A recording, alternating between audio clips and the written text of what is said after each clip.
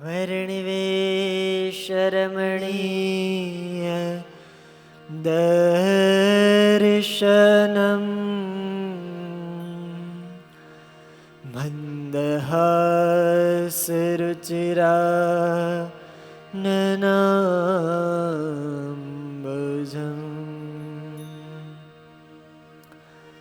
પૂજિતં સુરનરોત્તમૈર્મુદા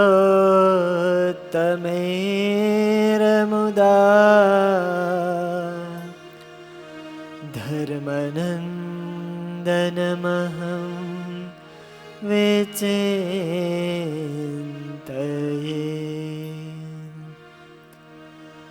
ઓમ અવતારિણે શ્રી સ્વામિનારાયણાય નમો નમઃ.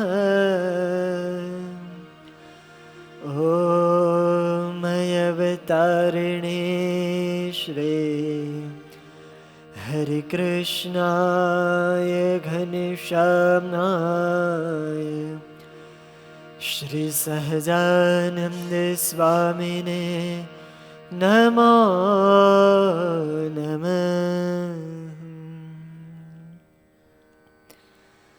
બોલો સ્વામિનારાયણ ભગવાનની જય. હરે કૃષ્ણ મહારાજની જય. લક્ષ્મીનારાયણ દેવની જય. ગોપીનાથજી મહારાજની જય.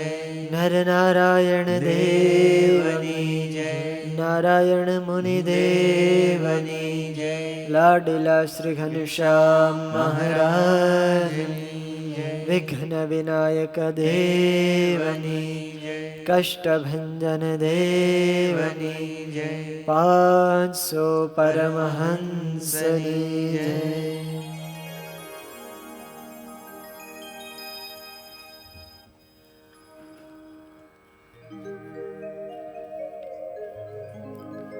દિવ્ય મંદિરમાં સુવર્ણ સિંહાસનમાં બિરાજમાન આપણા સૌ કોઈના પ્રાણાધાર અનંત કોટી બ્રહ્માંડના અધિપતિ સર્વકર્તા જગતની અંતા વાલા વાલા લાડીલા શ્રી ઘનશ્યામ મહારાજ તેમજ આ દિવ્ય સભામાં બિરાજમાન રાજાધિરાજ મહારાજ બાલુડા શ્રી હરિકૃષ્ણ મહારાજ તેમજ આ કથાનું જેમની પ્રેરણાથી અનેરું આયોજન થયું એવા સાધુ ગુણ સંપન્ન આપણા સૌના મોક્ષના દાતા પૂજ્યપાદ ગુરુજી, પૂજ્યપાદ હરિપ્રકાશદાસજી સ્વામી, પૂજ્યપાદ હરિનારાયણદાસજી સ્વામી, આદિક તમામ બ્રહ્મનિષ્ઠ સંતો, પાર્ષદવર્ય ભગતજી આદિક સર્વે પાર્ષદો તેમજ આ કથાના તમામ યજમાનશ્રીઓ, આજના દૈનિક યજમાન એવા મગનભાઈ માવજીભાઈ ગાબાણી તેમજ અક્ષર નિવાસી સવજીભાઈ માવજીભાઈ ગઢિયા હસ્તક, ભીમજીભાઈ ગઢિયા તેમજ કથા વાર્તાનો લાભ લેવા માટે પધારેલા અને ઘરે બેસી ઓનલાઈન કથાનું શ્રવણ કરી રહેલા સર્વે ભાવિક ભક્તજનોને મારા ભાવથી જય સ્વામિનારાયણ. વહાલા ભક્તજનો, શ્રીમદ ભાગવતના પંચમ સ્કંધની કથા આપણે સૌ સાંભળીએ છીએ. જડ ભરતનું અદ્ભુત આખ્યાન છે. એવી એવી ઉપદેશાત્મક વાતો આવે છે,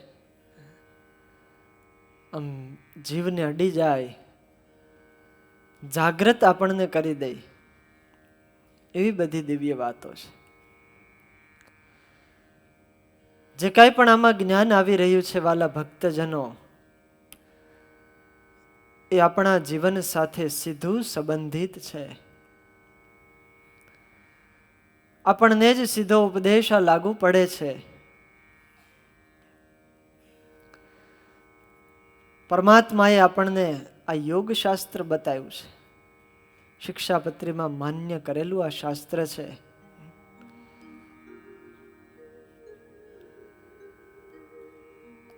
જડ ભરતજી અને રહુગણ રાજાનો સંવાદ છે.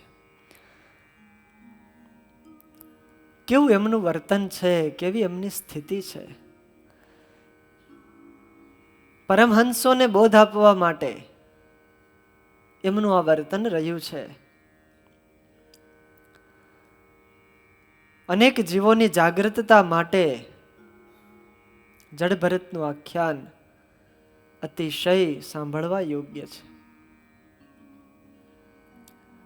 નિષ્કુળાનંદ સ્વામીએ લખ્યું 64 પદીની અંદર અમારા ત્યાગીઓ માટે, જડ ભરત જનક જય દેવ એવું થાવું આપણે.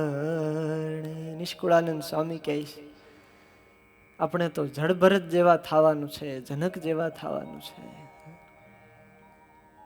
બે દ્રષ્ટાંત આપ્યા, અમારા માટે જડ ભરત ને તમારા માટે જનક.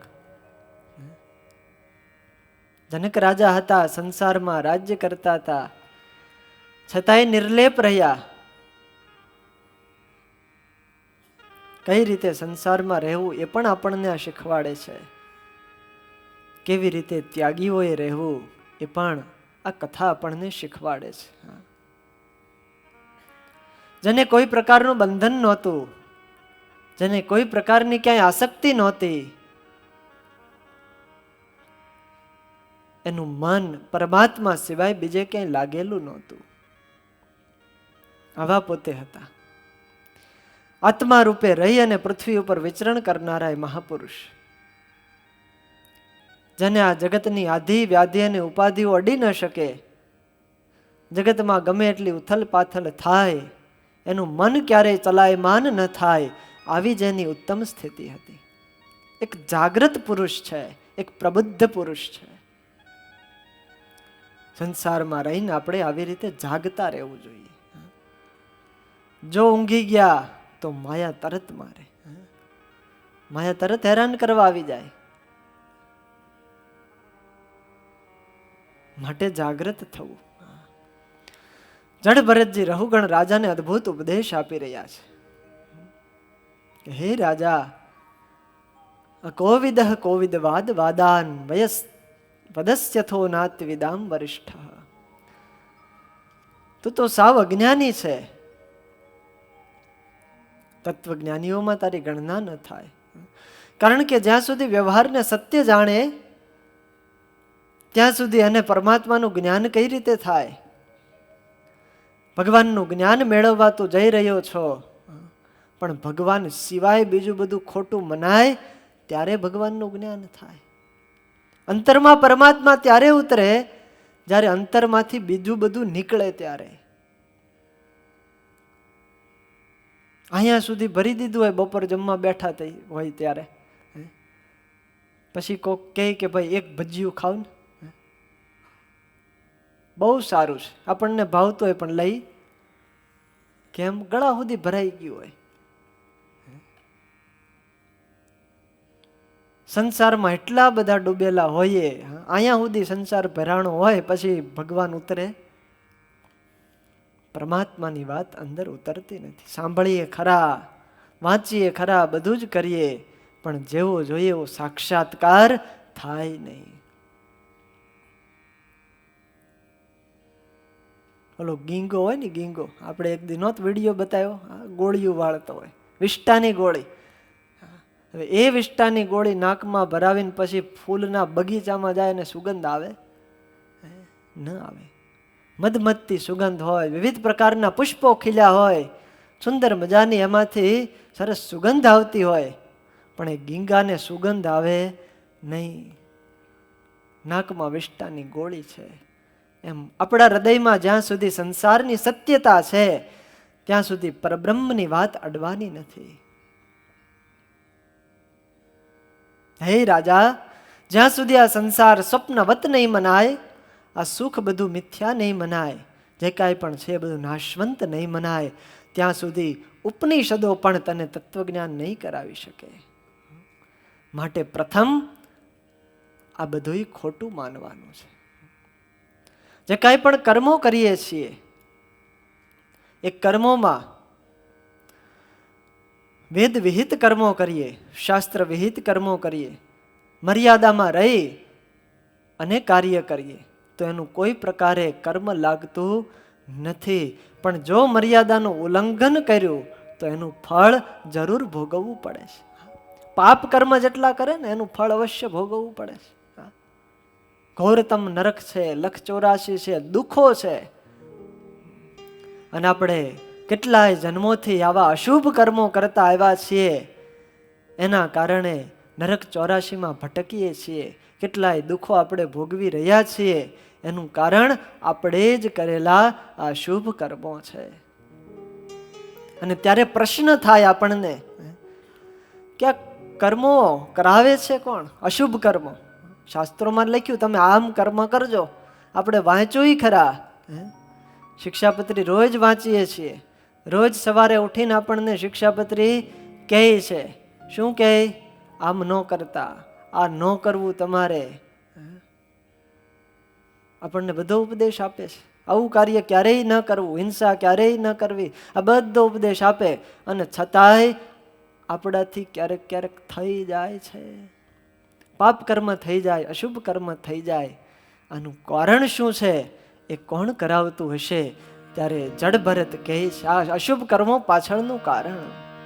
યાવન મનોરજસા પુરુષસ્ય, યાવન મનોરજસા પુરુષસ્ય, યાવન મનોરજસા પુરુષસ્ય, યાવન મનોરજસા પુરુષસ્ય, સત્વેન વાતમસાવાનુરુદ્ધં, સત્વેન વાતમસાવાનુરુદ્ધં, સત્વેન વાતમસાવાનુરુદ્ધં, સત્વેન વાતમસાવાનુરુદ્ધં, ચેતોભિરાકુતિભિરતનોતિ, ચેતોભિરાકુતિભિરતનોતિ, ચેતોભિરાકુતિભિરતનોતિ, ચેતોભિરાકુતિભિરતનોતિ, નિરંકુશં કુશલં ચેતરં વા, નિરંકુશં કુશલં ચેતરં વા, નિરંકુશં કુશલં ચેતરં વા, નિરંકુશં કુશલં ચેતરં વા, યાવન મનોરજસા પુરુષસ્ય, યાવન મનોરજસા પુરુષસ્ય. જડ ભરતજી કહે છે કે હે રાજા, યાવન મનઃ, જ્યાં સુધી આપણું મન રજોગુણ અને તમોગુણથી વ્યાપ્ત રહે છે, આ 3 ગુણ એની ઉપાધિથી વ્યાપ્ત રહે છે, ત્યાં સુધી માણસ શુભ અશુભ આ બધા જ પ્રકારના કર્મો કરતો રહે છે. ચેતોભિ આકુતિભિ આતનોતિ, નિરંકુશમ. 3 ગુણથી વ્યાપ્ત મન એ નિરંકુશપણે ઇન્દ્રિય પાસે શુભ અને અશુભ કર્મો કરાવતું રહે છે.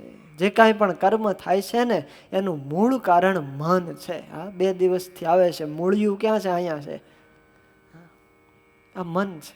એમાં અનેક પ્રકારના સંકલ્પો થાય, વિકલ્પો થાય અને પછી ક્રિયાઓ થયા રાખે છે.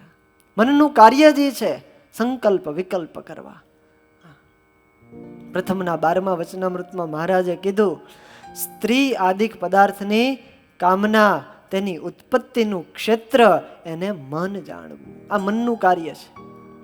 આપણને જેટલા પણ કાંઈ સંકલ્પો થતા હોય, જેટલી પણ કાંઈ ઈચ્છાઓ થતી હોય, આ બધી જ ઈચ્છાઓ ક્યાં થાય છે? આપણા મનમાં. પછી એ સારી હોય તોય ભલે અને ખરાબ હોય તોય ભલે. દરેક સમયે સારી જ ઈચ્છા થાય ને સારા ઘાટ થાય એવું જરૂરી નથી, અને ખરાબ ઘાટ થાય એવું જરૂરી નથી. આ બધા ઘાટ થાય એ ગુણને આધારે છે. રજોગુણ વર્તતો હોય તો એવા પછી વિષય ભોગના સંકલ્પો પછી થવા માંડે. બહુ ખાવા પીવાના સંકલ્પો થવા માંડે, હરવા ફરવાના સંકલ્પો થવા માંડે. આ રજોગુણ જાણવો. અને તમો ગુણ વર્તતો હોય ત્યારે આળસ, નિદ્રાદિક, કંઈ ન કરવું, આવું બધું થવા લાગે. અને સત્વગુણ વર્તતો હોય ત્યારે સારા સંકલ્પો થાય, શુભ સંકલ્પો થાય છે. કહેતા જે પણ સંકલ્પો થાય છે એ બધાય મનમાં થાય છે. અને આ મન એ જ ઇન્દ્રિયોનું નિયંતા છે. ઇન્દ્રિયોનું નિયમન કરે છે. આ શરીરને રથની ઉપમા આપવામાં આવી છે ઉપનિષદોની અંદર. આખું શરીર એક રથ જેવું છે. અને રથમાં ઘોડા જોડ્યા હોય, લગામ હોય, સારથી હોય, રથી હોય. આખો રથ કહેવાય આને. આત્માનમ રથિનમ વિદ્ધિ શરીરમ રથમેવ ચ બુદ્ધિમ તુ સારથિમ વિદ્ધિ મનઃ પ્રગ્રહમેવ ચ ઇન્દ્રિયાણી હયાન્યાહુર.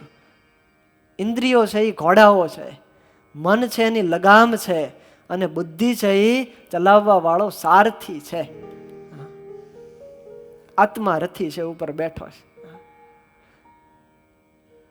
ઘોડાઓ ક્યાં જાય? જ્યાં લઈ જવામાં આવે ત્યાં જાય. કહેતા ઇન્દ્રિયો પોતે સ્વતંત્ર નથી. લગામ પણ કોના હાથમાં હોય? સારથીના હાથમાં હોય છે. અને આખો રથ કોના સંચાલનમાં હોય? રથીના હાથમાં. જે રથ ઉપર બેઠો હોય મુખ્ય વ્યક્તિ, એના હાથમાં રથ હોય છે. એ જેમ આદેશ કરે કે ભાઈ અહીંયા લઈ જા તો ત્યાં જાય, આ રથને આ બાજુ લઈ જા તો ત્યાં જાય. જેમ આદેશ કરે એમ થાય.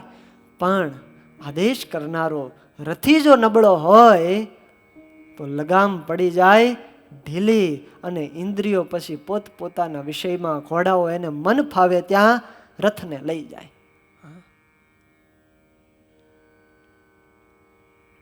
આપણી ઇન્દ્રિયો એ ઘોડા છે,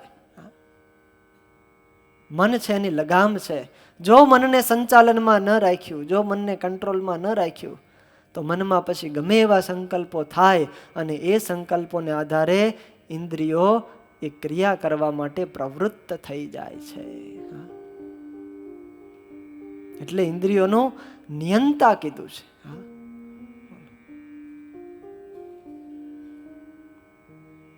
સંકલ્પ વિકલ્પ થયા રાખે, અનેક પ્રકારના ઉદ્ભવતા હોય. ગમે ત્યાં આપણે હોઈએ, મન એનું કાર્ય શરૂ જ રાખે. આ એવું છે, ક્યારેય થાકતું નથી. શરીર કામ કરીને થાકી જાય, રાત્રે આપણે સૂઈ જઈએ, આંખો આપણી થાકી જાય, આંખો બંધ થઈ જાય, પણ આ અંદર રહેલું મન છે ને, આપણે સૂતા હોઈએ તોય એનું કાર્ય શરૂ જ રાખે, શરૂ જ રાખે. એટલા બધા સંકલ્પ વિકલ્પો થાય છે. કોઈ બુદ્ધિશાળી પુરુષ હોય એ જાણી શકે, એ ઓળખી શકે સંકલ્પ વિકલ્પોને. બાકી બધા થયા રાખતા હોય. મહારાજ વડતાલમાં બિરાજમાન હતા, સંતો ભક્તો બધાની સભા ભરાઈને બેઠી હતી. શ્રીજી મહારાજે સુરા ખાચરને પ્રશ્ન કર્યો કે સુરા બાપુ, હા મહારાજ, તમને કઈ સંકલ્પ વિકલ્પ થાય કે નહીં? ભણું મહારાજ, તમે મળ્યા પછી સંકલ્પ કાણું થતા છે? સુરા ખાચર કે મને સંકલ્પ જ નથી થતા. તમારા જેવા ભગવાન મળ્યા પછી સંકલ્પ શું થાય? મુક્તાનંદ સ્વામીને પૂછ્યું, સ્વામી તમને કોઈ સંકલ્પ વિકલ્પ થાય? નીચે બેઠા હતા મુક્તાનંદ સ્વામી, આમ ધૂળનો મુઠ્ઠો ભર્યો, અને એમાંથી મુઠ્ઠો ખોલ્યો ને ધૂળ ઉડી. મહારાજ, આ રજકણો ગણાય તો સંકલ્પો ગણાય, એટલા બધા ગાઢ સંકલ્પો થાય છે. આટલા સંકલ્પો થાય. મુક્તાનંદ સ્વામી કહે, મહારાજ કહે સંકલ્પો તો બધાને થાય છે, પણ કોક એવા મુક્તાનંદ સ્વામી જેવા હોય એને સંકલ્પો જાણ્યામાં આવે, બાકી તો જણાતાય નથી આપણને. આ મન છે એ આપણને પાપ કર્મ કરાવે છે. એટલે કીધું ચંચલમ હિ મનઃ કૃષ્ણ. અર્જુને એવું કીધું, મન કેવું છે? ચંચળ, અતિશય ચંચળ છે. નહીતર વિચાર કરો, સવ્ય સાચીને એવા અર્જુન બે હાથે જે બાણ ચલાવી શકે એવી જ એનામાં શક્તિ છે. એ એમ કહે છે કે હે કૃષ્ણ, આ મન કાબુમાં રહેતું નથી. મનમાં સંકલ્પો બહુ થાય છે, ચંચળ છે. સંકલ્પ વિકલ્પ કરવાથી વાલા ભક્તજનો કશું પ્રાપ્ત થશે નહીં.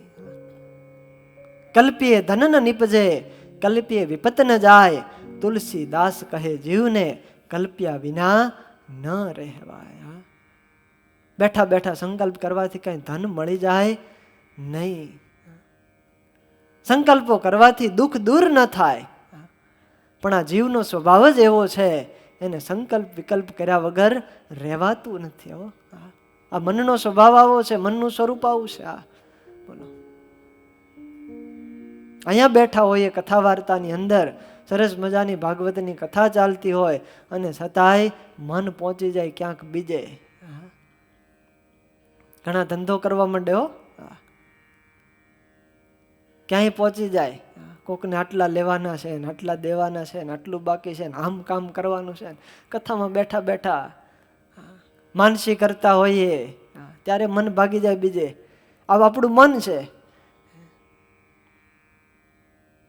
મન આપણને દોરી જાય બીજે.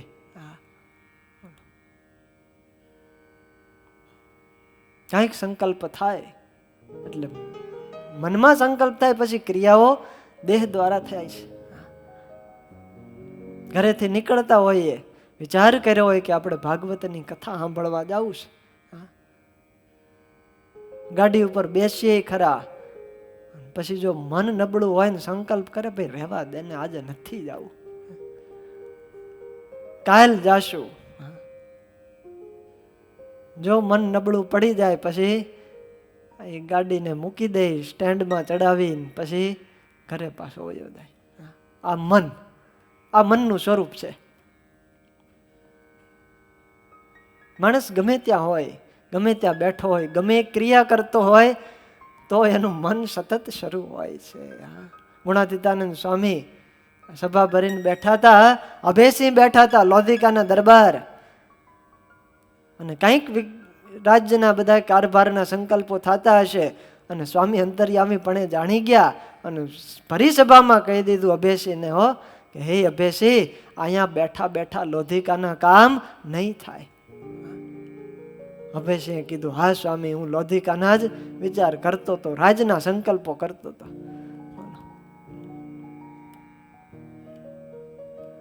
આવું છે આપણું. માટે મન કહે એમ ન કરવું, સંકલ્પોને ટાળવા, મનને પોષણ આપવું. સંતો કહે એ તો ખૂટિયાને તેલ પાયા જેવું છે. એને તેલ પાઈને હૃષ્ટપુષ્ટ કરીએ પછી શું થાય? એ વિફરે. ગુણાતીતાનંદ સ્વામીએ લખ્યું, 5 ખૂટિયા એવા ખાધલ હોય, હટ્ટાકટ્ટા હોય, ખારીલા હોય, અને એને ઘરમાં પૂરી અને વચમાં પથારી કરે, એ સાનું કુશળ રહે? એ કોઈ દી કુશળ ન રહે.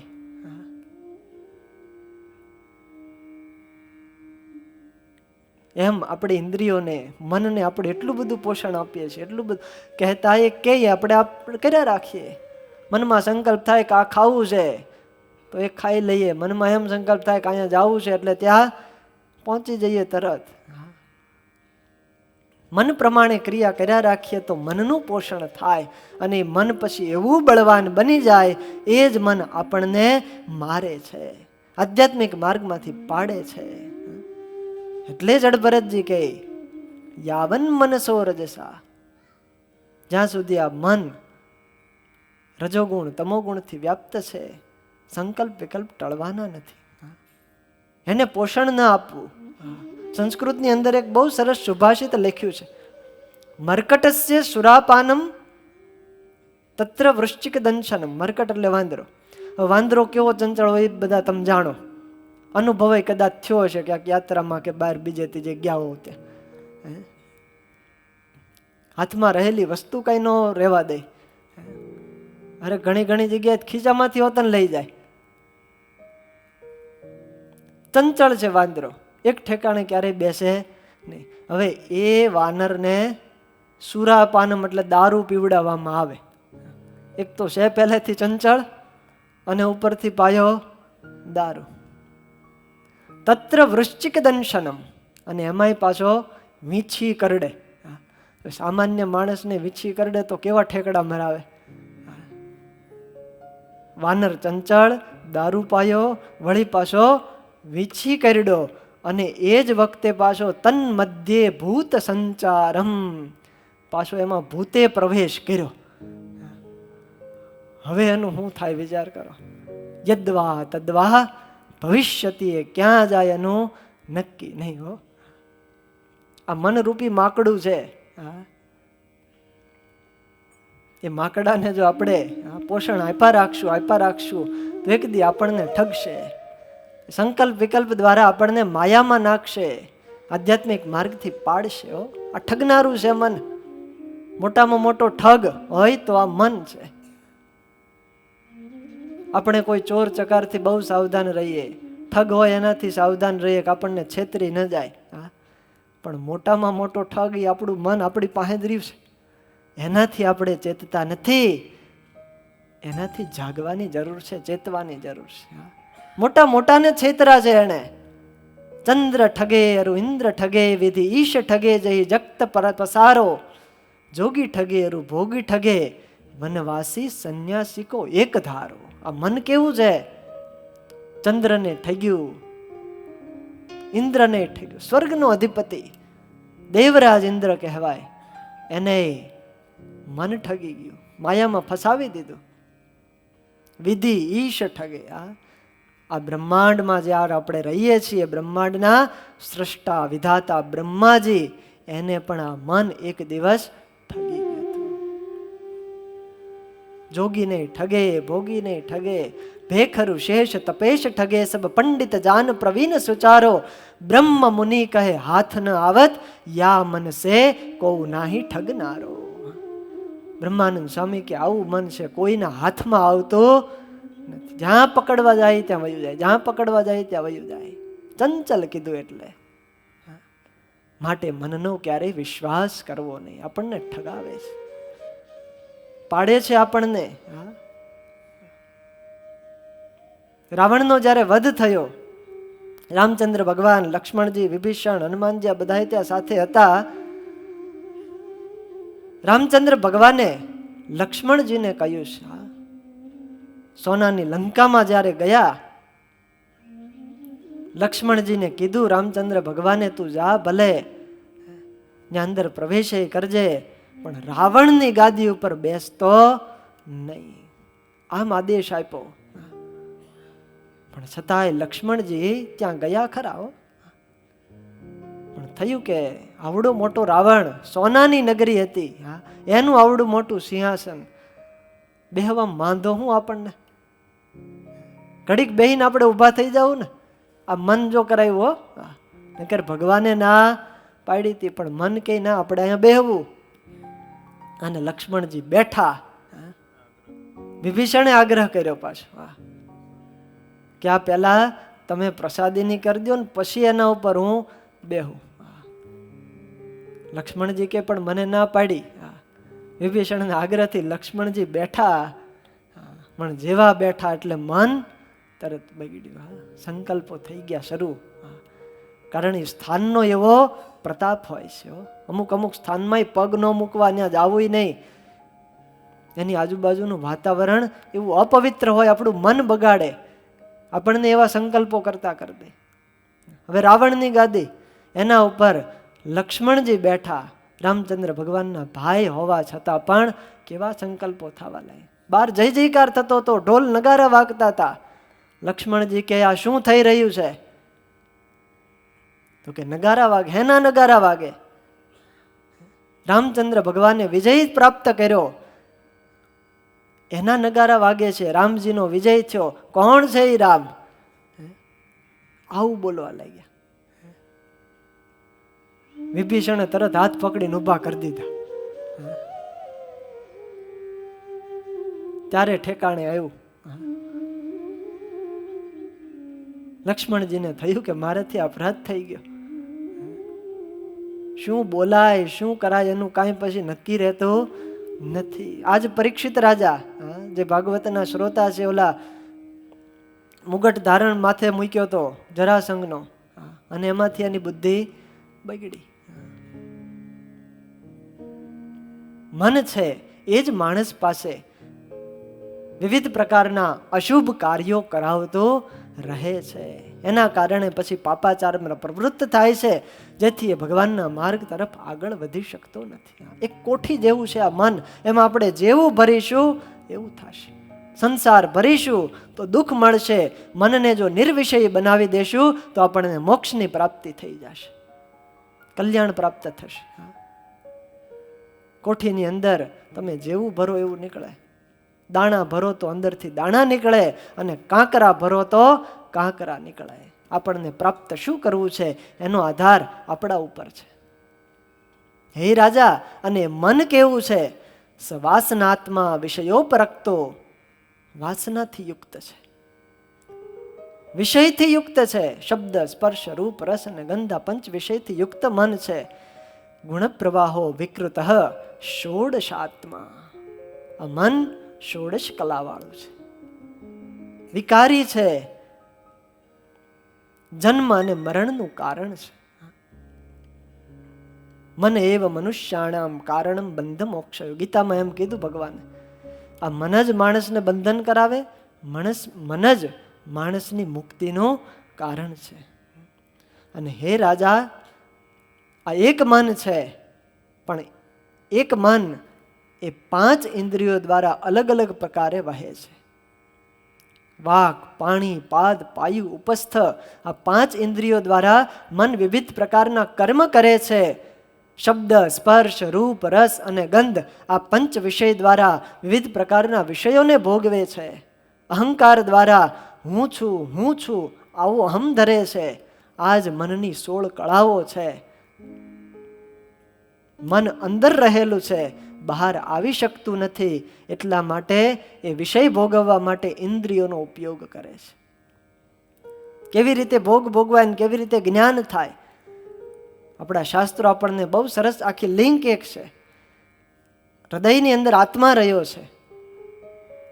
એ આત્મા જ્યારે મનની સાથે જોડાય, આત્મા મનસા સંયુજ્યતે મન ઇન્દ્રિયણ ઇન્દ્રિયમ અર્થેન તતો જ્ઞાનમ. આપણો જીવ મનની હારે સંલગ્ન થાય છે, અને એ મન ઇન્દ્રિયો સાથે જોડાય છે, અને ઇન્દ્રિયો વિષયની સાથે જોડાય ત્યારે જીવને જ્ઞાન થાય છે.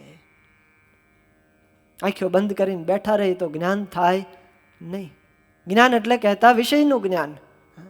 આ વસ્તુ કેવું છે, આંખો બંધ કરીને બેસીએ ને સામે શું છે તો દેખાય જ નહીં, કારણ ઇન્દ્રિયો અને પદાર્થ વચ્ચેનો સંબંધ તૂટી ગયો. એવી રીતે મન અંદરથી ઇન્દ્રિયો સાથે જોડાયેલું છે. આવી રીતે 16 પ્રકારે એની વૃત્તિઓ થાય છે.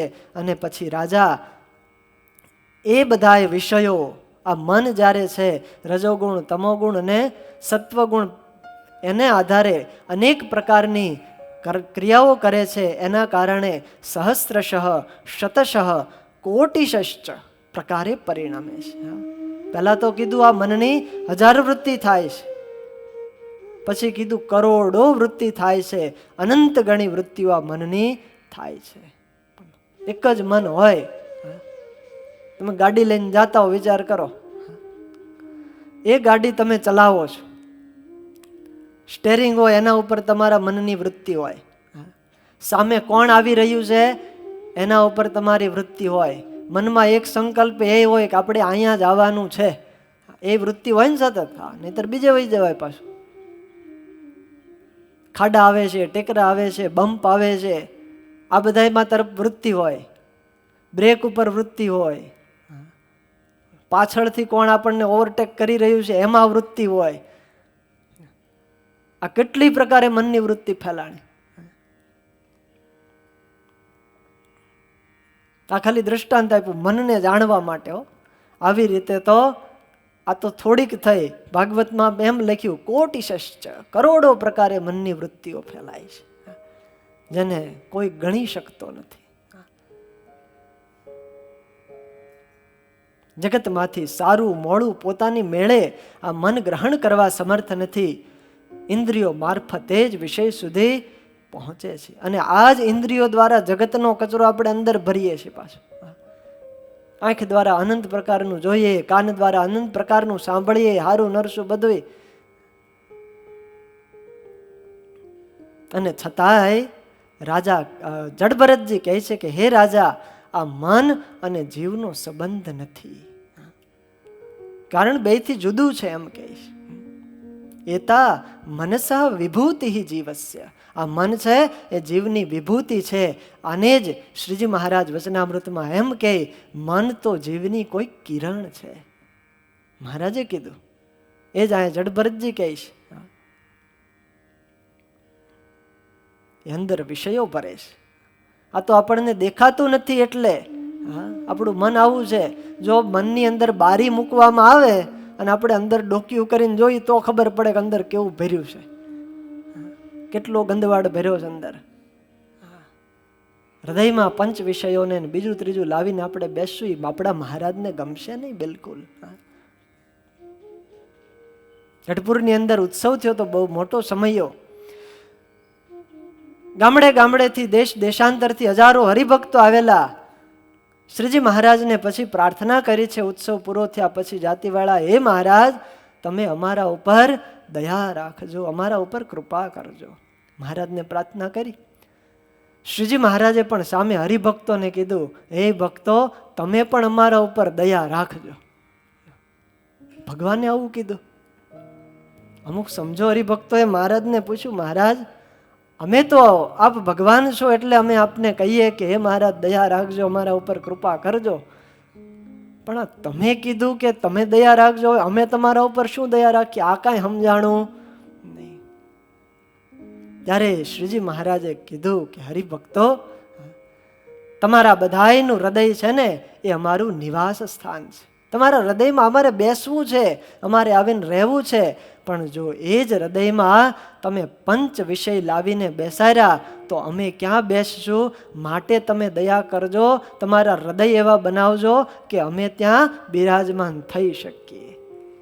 આમ મહારાજે કીધું. મન શુદ્ધિની વાત મહારાજે કરી. મન શુદ્ધ હશે તો પરમાત્મા અંતર પ્રવેશ કરશે.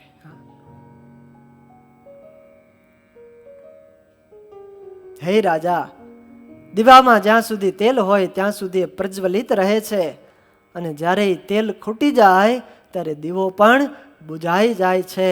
એમ જ્યાં સુધી મન આ સંસારના વિષયોના સંકલ્પો કર્યા રાખશે ત્યાં સુધી એ માયામાંથી, જન્મ મરણમાંથી મુક્ત નહીં થઈ શકે.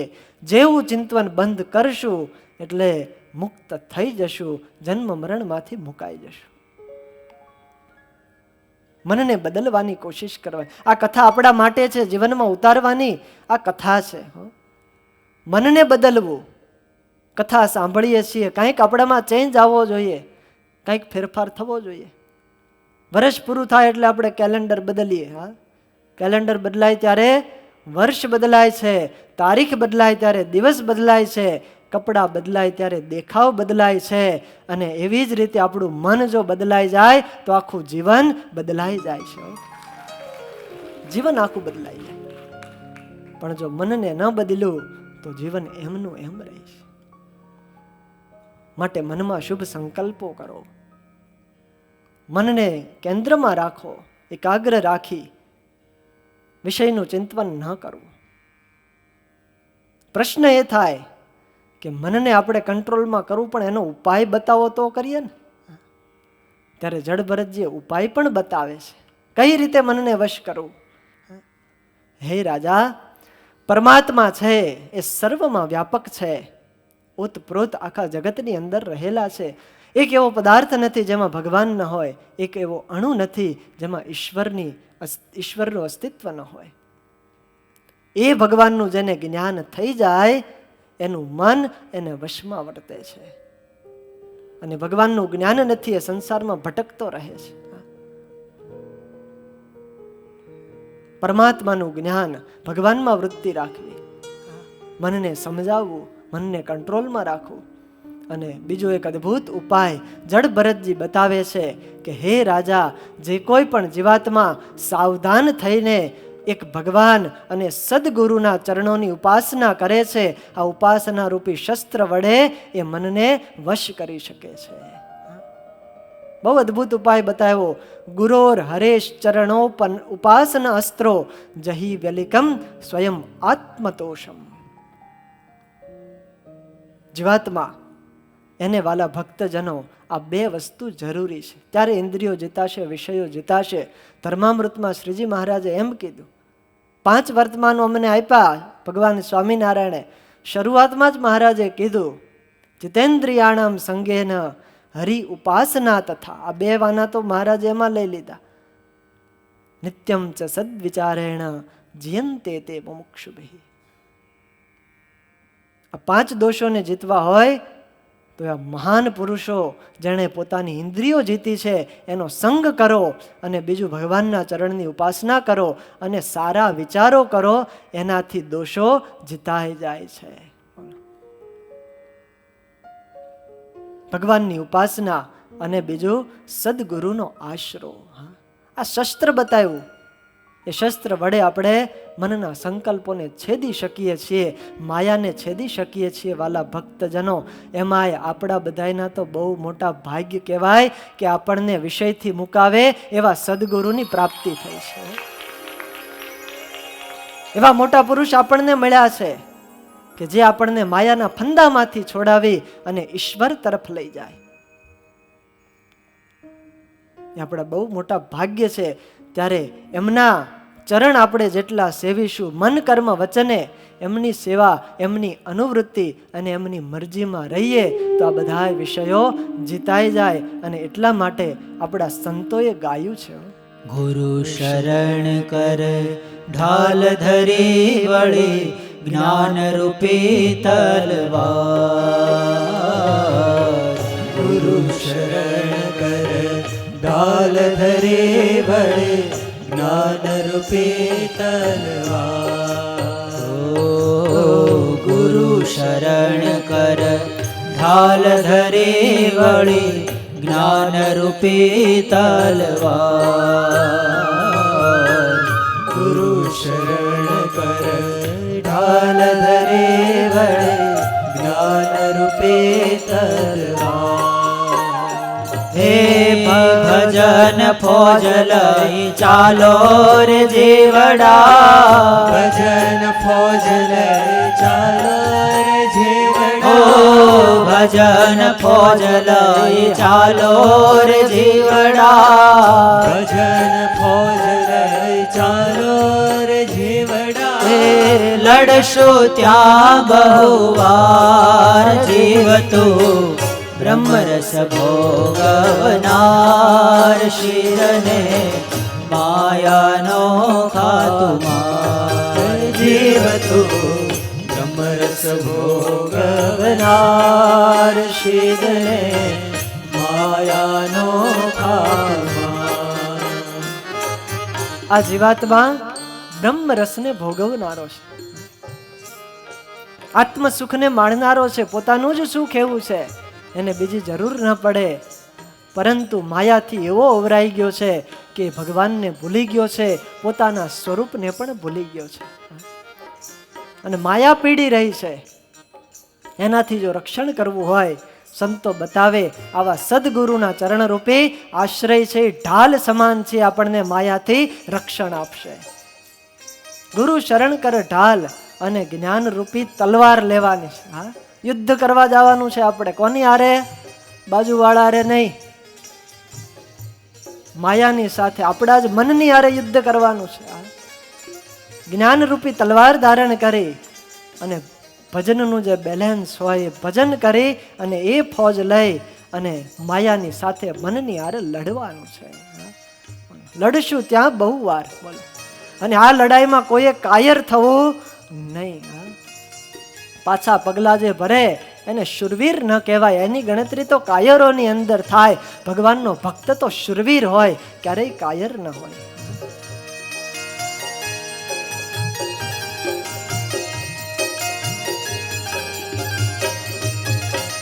હિંમત ધરી રણમાં પડશો, ડરશો નહીં લગાર. હિંમત ધરી રણમાં પડશો, ડરશો નહીં લલાય. હે પાછા તે પગલા કદી નવ ભરશો, પાછા તે પગલા કદી નવ ભરશો, પાછા તે પગલા કદી નવ ભરશો, પાછા તે પગલા કદી નવ ભરશો, તો થાશો ભવ પાર જીવતો બ્રહ્મરસ ભોગવનાર. શ્રીધને માયાનો જીવતું બ્રહ્મરસ ભોગવનાર. શ્રીધને માયાનો ખાતુમાર. આ જીવાત્મા મન સાથે સંકળાયેલું છે ત્યારે કઠોપનિષદની અંદર એક બહુ સરસ શ્રુતિ આપી છે. વિજ્ઞાન સારથિર્યસ્તુ મનઃ પ્રગ્રહવાન નરઃ સોદ્વનઃ પારમાપ્નોતિ તદ વિષ્ણોઃ પરમં પદમ. ભગવાનના ધામમાં જવું છે, માયાથી પર થવું છે. બુદ્ધિ છે એ સારથી છે, જ્ઞાન છે એ સારથી છે, અને મન છે એ લગામ છે. પણ મનરૂપી લગામ અને બુદ્ધિરૂપી સારથી આપણને એકલાને એ ભગવાન સુધી નહીં પહોંચાડે. ત્યારે કઠોપનિષદ એવું કહે, આવા બ્રહ્મરૂપ સદગુરુનો સંગ કરશું તો એ મનરૂપી લગામ દ્વારા એ બુદ્ધિરૂપી સારથી આપણને પરમાત્મામાં ધામ સુધી પહોંચાડી દેશે. સદગુરુનું શરણું આવશ્યક છે. એ વગર ક્યારેય કોઈ પરમાત્મા સુધી પહોંચી શક્યો નથી અને કોઈ પહોંચવાનો પણ નથી. સદગુરુનો સહારો આધ્યાત્મિક માર્ગમાં દરેકને જોઈએ. દરેકને, એ ગમે એવો બુદ્ધિશાળી હોય, ગમે એવો જ્ઞાની હોય, ગમે એવો પંડિત હોય, એને સાધુનું શરણ જોઈએ. એ વગર વાલા ભક્તજનો ક્યારેય કોઈ આગળ વધી શકતું નથી. આ વ્યવહાર માર્ગને, અરે વ્યવહાર માર્ગમાં ગુરુ કરવા પડે. ત્યારે આપણને આવા સદગુરુ મળ્યા છે, એનો સહારો ક્યારેય છોડવો નહીં, એનો આશરો ક્યારેય છોડવો નહીં. ગુરુનું છત્ર આપણા માથે કાયમ હશે તો માયા આપણને કશું નહીં કરી શકે. કાળ કર્મને માયાનો કોઈ ભય નથી, મહારાજ કહે ભગવાનના ભક્તને. કારણ એને એવા સત્પુરુષોનો આશરો હોય છે. અને જો એ સદગુરુના આશરામાંથી, એની છત્ર છાયામાંથી છૂટો થઈ જાય, મુક્ત થઈ જાય ને સ્વતંત્ર થઈ જાય તો પછી માયા બાર વાટ જોઈને ઊભી છે, એ પકડી લેશે, આપણને ગમે ત્યાં નાખી દેશે, ગમે એવા કાર્યો કરાવશે, આપણને ખબરે નહીં પડે આપણે સત્સંગમાંથી પડી ગયા, આધ્યાત્મિક માર્ગમાંથી પાછા પડી ગયા. માટે સદગુરુનું શરણું અતિશય આવશ્યક છે. મન કર્મ ને વચને કરીને એની સેવા કરીએ. અને એમાં આપણી પરીક્ષા થાય હો. અને જો એ પરીક્ષામાં પાસ થઈ જાય ને તો પ્રાપ્તિ બહુ મોટી થાય.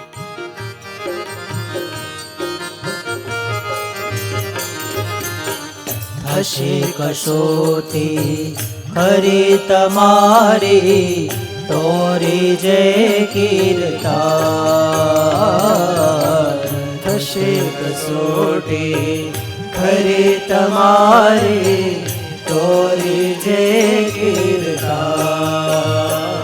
હે દાસ હરિનો સ્વામી રે દેશે, દાસ હરિનો સ્વામી રે દેશે, દાસ હરિનો સ્વામી રે દેશે, દાસ હરિનો સ્વામી રે દેશે.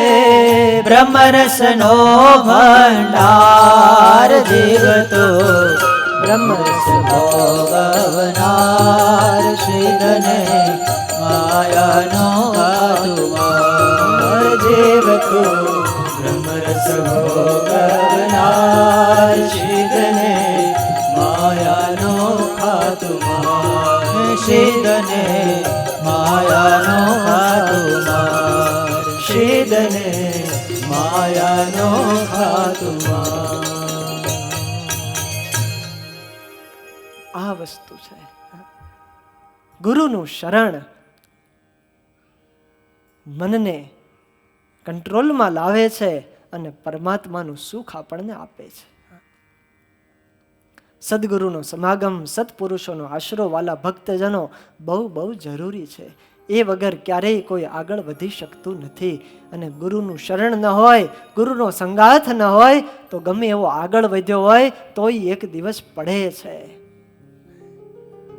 ભરતજીની કથા જ આપણને આ બોધ આપે છે. પૂર્વ જન્મની અંદર મોટા રાજા હતા, રાજનો ત્યાગ કરીને વનમાં ગયા, પણ થયું શું? સદગુરુનો સંગાથ નહોતો, એના કારણે મૃગલીમાં આસક્ત થયા. જો ક્યાંક સદગુરુને શરણું હોત, ત્યાં કોઈ એવા મહાત્મા સત્પુરુષ એની સાથે હોત તો તરત એને રોક, હે ભરત તું આ ખોટું કરે છે, મનમાંથી મૃગલાને કાઢ. આપણને આ સાધુ સમજાવે.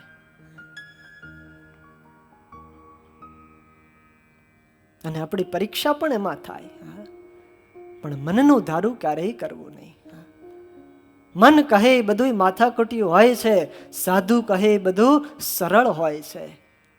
એ પ્રમાણે આપણે કરવા લાગીએ તો સુખિયા થઈ જાય. એમની આજ્ઞામાં રહીએ.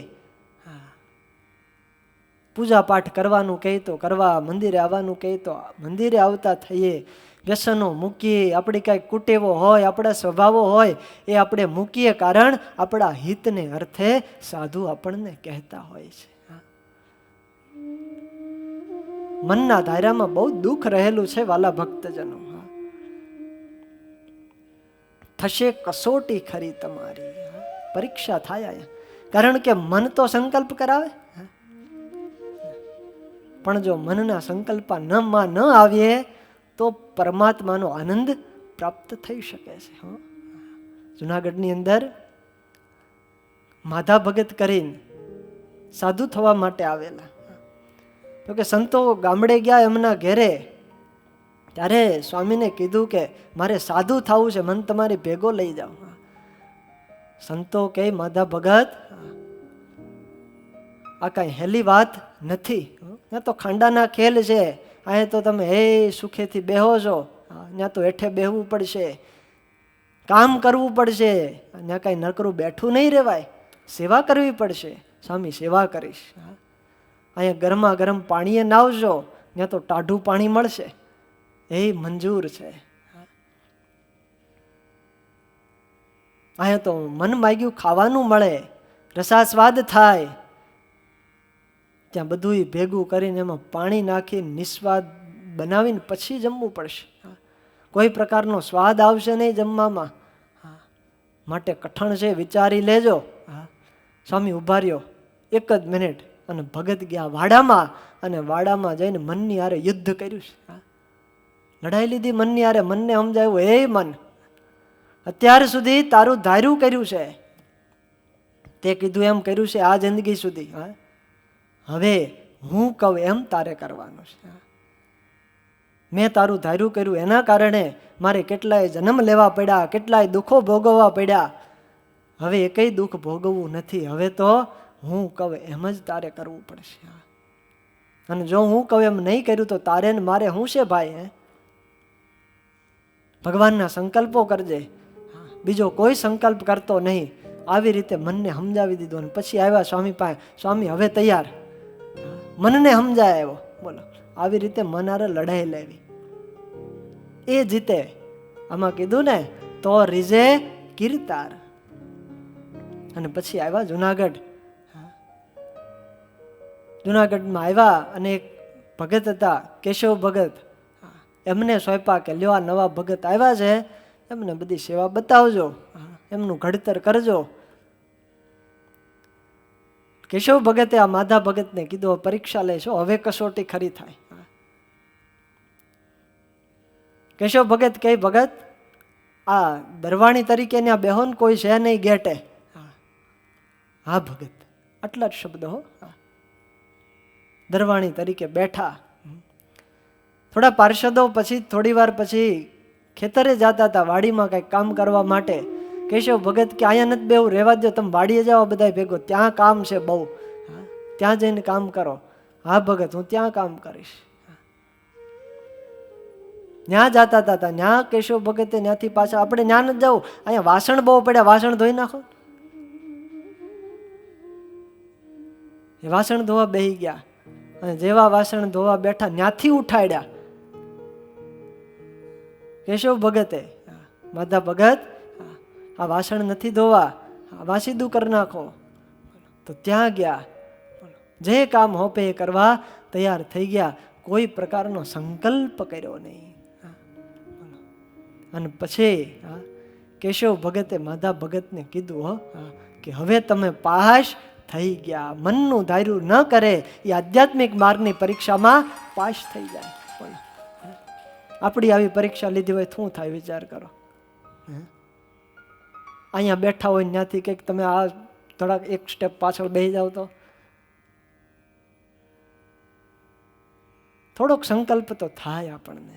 કંઈક ક્રિયા કરતા હોય ને કંઈક આપણને કંઈક જવાબદારી હોપી હોય તમારે સાંભળવાનું, અને એ જવાબદારી આપણી પાસે મુકાવી દે ને વળી બીજું કંઈક હોપે, કંઈક નાની એવી સેવા હોપે તો શું થાય આપણને?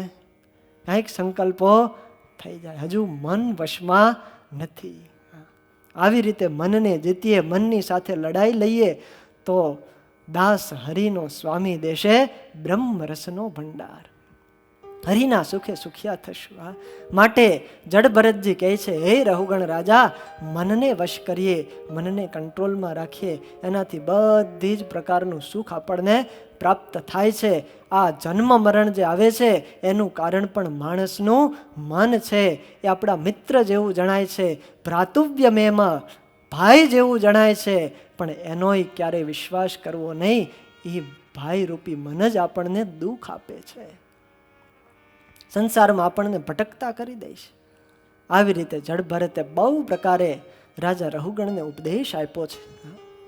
બધી મનની વાતો કરી અને મનને કઈ રીતે વશમાં કરવું એનો ઉપાય બતાવ્યો. અને ત્યારે રાજા રહુગણે પછી જડ ભરતજીને વંદન કર્યા છે. અને રાજા રહુગણ હવે પ્રશ્ન કરે છે. બહુ અદ્ભુત એ હવે સંવાદ છે. જડ ભરતજી આખી ભવાટવીનું વર્ણન કરશે. રાજાને જે નહોતું સમજાતું એ પણ સમજાવવાની કોશિશ કરશે. પણ એ કથા વાલા ભક્તજનો આપણે આવતીકાલે સાંભળશું. બોલો સ્વામિનારાયણ ભગવાન.